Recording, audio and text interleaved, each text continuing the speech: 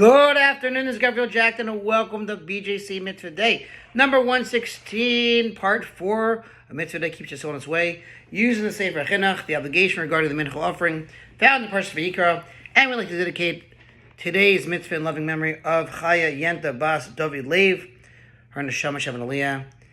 That is the mother of Mark Ifran, and today is her yard site, so let today's mitzvah be a schus, a merit, for Mark's holy mama.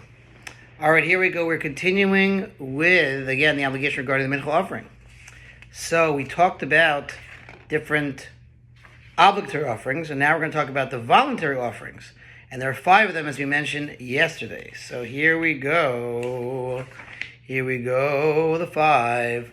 Okay, the fine flour mincha, which is brought in fulfillment of a vow or donation. 6, meaning we mentioned already 1 through 4 already.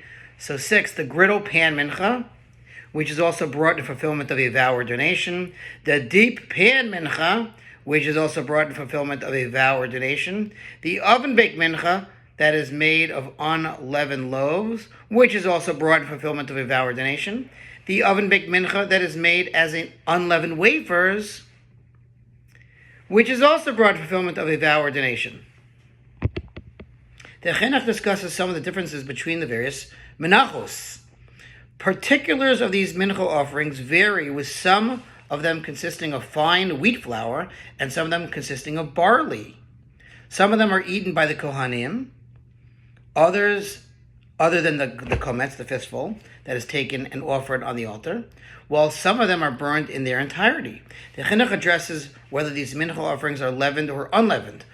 Only one of these mincha offerings is chametz, i.e. made of leavened dough, namely the 2 loaves that are brought on Shavuos, which, like the other offerings listed above, are also referred to with the term mincha offering, but nevertheless are prepared as chametz, meaning that bread, the flour, unlike any other offerings that is called a mincha.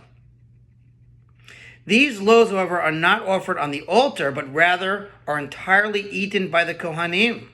Now, it was not in reference to the 2 loaves of Shavuos that the Torah spoke when it broadly forbade the usage of leavened dough in menachos.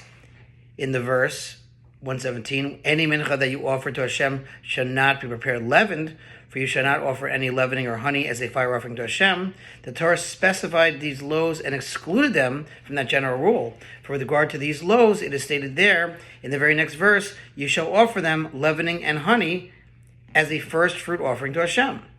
The verse means to say, with regard to these loaves, which are the first fruit offerings, I, Hashem, did not prohibit you from bringing chametz. Although these loaves are an exception to the rule and were prepared as chametz, they nevertheless were not brought up to the altar, since they contain chametz.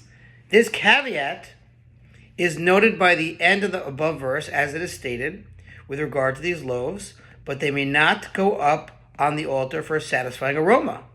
All other mincha offerings, though, were unleavened, so just the one brought for Shavuos was the only one that was leavened. Thanks for listening to Sponsor Future Mitzvah, 36 100 for the gold. We will continue with the next part tomorrow.